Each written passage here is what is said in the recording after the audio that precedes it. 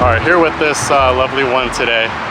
Might need to do something about that hat that she's wearing, but here at one of my favorite spots in Los Angeles, Porto's Bakery and Cafe here at the West Covina location. Really great food at a great price. Highly recommend checking it out. Let's go play some poker.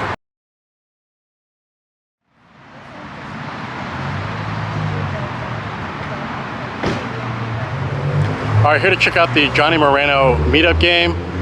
Problem is, this is the wrong hustler. All right, here at the correct hustler, looking to connect with some wet boards, as opposed to the other spot where there were some lubricated happenings, but don't need to get into the specifics in this video. Before jumping into the hands though, just got a few mentions. First off, shout out to Johnny Moreno, as this was his official Meetup game. A bunch of other content creators were in attendance as well. Think Blue Poker, Fish Poker, Happy Face Hold'em, Close to Broke, and Wolfgang Poker. Shout out to those guys for the content that they put out. I also want to give a special thanks to some people that tuned into the videos. Jenny with 1 N, Jenny with 2 N's, Isaac, Chang, Richard, Miguel, Jean-Francois, and a few others that I didn't catch their names. And in collaboration with some of the content creators mentioned, along with Check Raise Charles, Doug McCusker, and KM Poker, we'll be doing a meetup game at Capital Casino in Sacramento, California on Saturday, July 24th with a 2 p.m. start time. I recommend signing up in advance via the Poker Atlas app, as we already have a decent number of people signed up. Lastly, for those of you attending that may be interested in some Project Lock gear, please email me and I can bring some inventory with me, which will help you save on shipping. Alright, we're playing an 8-handed game of 2-3 no limit, max buy-in of 800, I buy in for 600, and this first notable spot comes in 7-handed play. I race a 12 from under the gun with pocket 8s. Cutoff puts it a 3-bet to 40, folds back to me and we're playing roughly 400 effective. I continue through a call. Heads up to a flop of 9-7-4 rainbow, good flop for the 8s. I check, he checks back. Turn comes a 6 of spades, another range card for me, and it does connect with my exact hand as I pick up open-ended. On this board, it's going to be hard to get value as a 3-bet pre that checks back flop is likely going to be over cards that did not connect. That said, I settled on a bet of 60, which after releasing the chips, I don't like the sizing. Should go much smaller to make him think about it more given the aforementioned details about putting my opponent on overs. Anyhow, he pretty quickly folds, and I take this one down. Next hand, I'm in under the gun again, and I raise a 12 with pocket kings. Cut off flats, and big blind puts in a 3-bet to 45, playing another 350 back.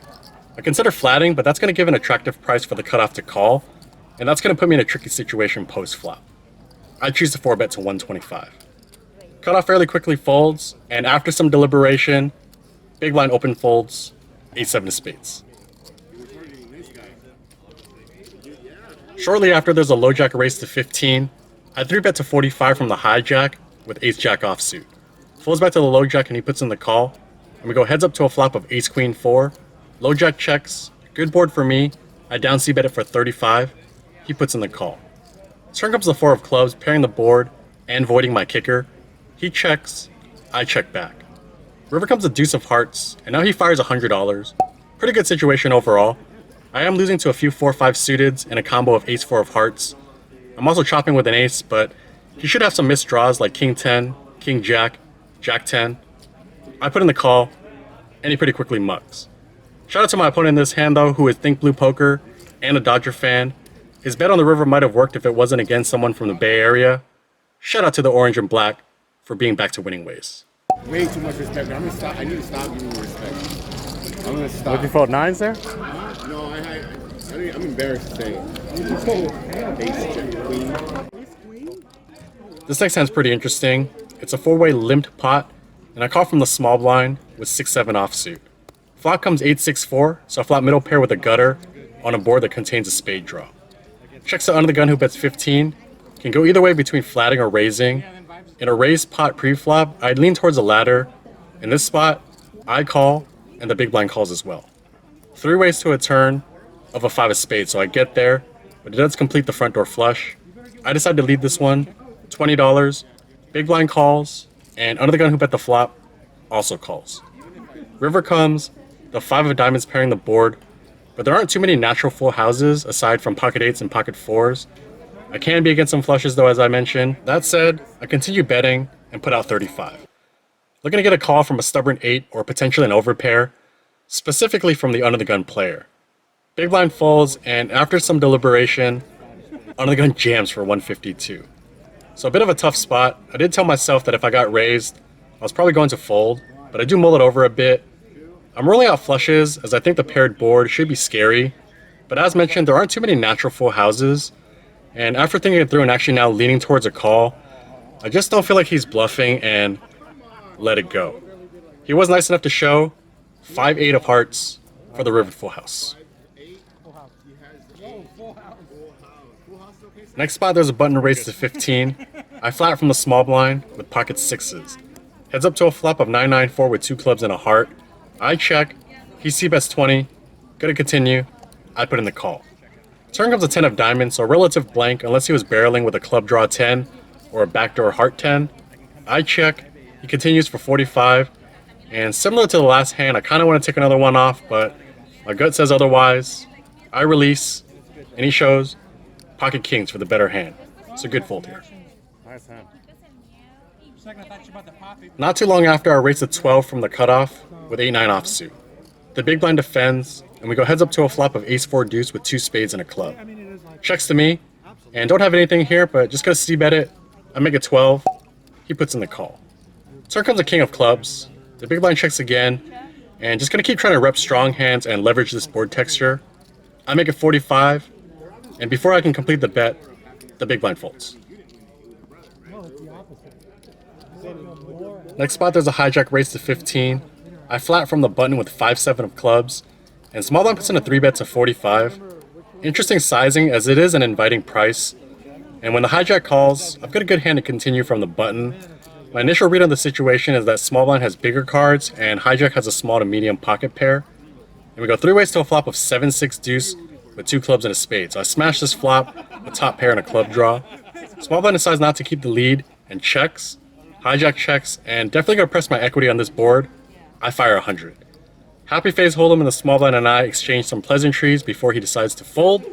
And after some deliberation, hijack follows suit. Thank you. This next hand is a quick one, but it involves Johnny, who takes a seat at our table, and it's to my direct right. Under gun limps, button who's Johnny raises to 15. I'm in the small blind with ace-10 offsuit. Gonna 3-bet this one, and not just doing so because Johnny is in the hand.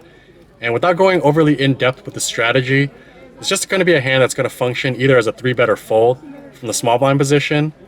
I make it 60. The big blind folds, and under gun tanks a bit and folds, and Johnny fairly quickly lets it go.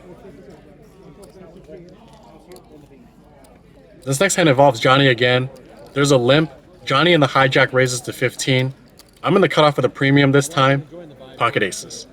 I 3-bet this one to 45, going with a smaller size this time in position as opposed to the last hand. Folds back to Johnny. He puts in the call. Heads up to a flop of 5-3 deuce with 2 hearts and a club. Johnny checks, and with red aces, I should have this board fairly up as I cover flush draws. I knuckle back for deception. Turn comes the deuce of spades. He checks again. I'm going to try to get some value this time. I put out a bet, but he's too smart and he lets it go. Nice to win with aces, though. Shortly after, we're playing an 8-way bomb pot, $5 each, and I'm in the under the gun position with king 5 offsuit. Flop comes 5-4-3, checks to me. I bet 15, late position and small blind call. Turn comes the ace of hearts, so not a good card. I check. Late position puts out a bet of 25, I believe. Small blind calls, and with the heart and removal to houses in my hand, I could potentially do some things on the river, but I take the safe route and fold. Both players go to a river of a 5 of diamonds and check it. They end up chopping it as they both have a deuce. A few more hands to run through. I raise a 12 from the cutoff with pocket 9s. The big blind defends, and we go to a flop of queen 5 deuce with 2 spades and a club. When big blind checks, I'm going to pocket draw an under rep. I check back. Turn comes a 4 of clubs, putting up more draws. My opponent leads this time for 15. Gonna proceed with just a call. River comes, the deuce of hearts, and now my opponent checks. And with all the draws bricking, it's a good spot to go for a value bet. Sure, I'll value own myself on occasion, but I'll also get called by a 4 or 5, mainly because all the draws missed. I fire 35. He thinks for a bit and puts in the call.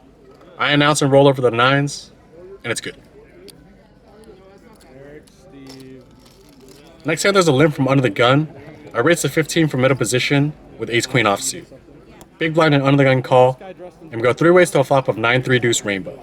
Checks to me, I check this one back. Turn comes the ace of clubs, so a great card. Checks to me, I settle for 1/3, $20.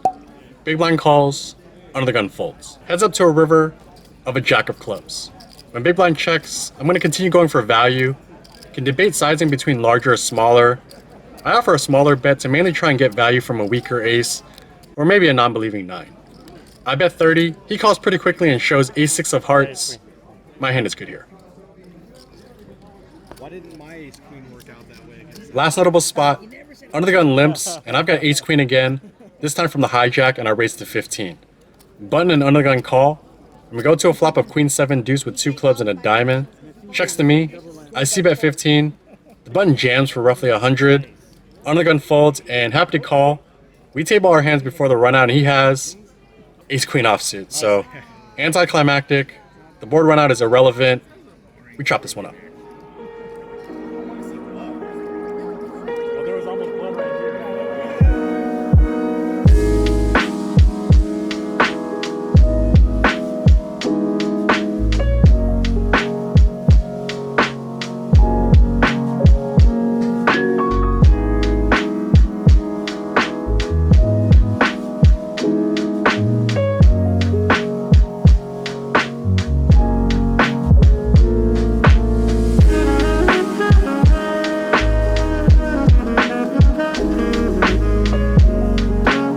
All right, just finished the session here at Hustler Casino.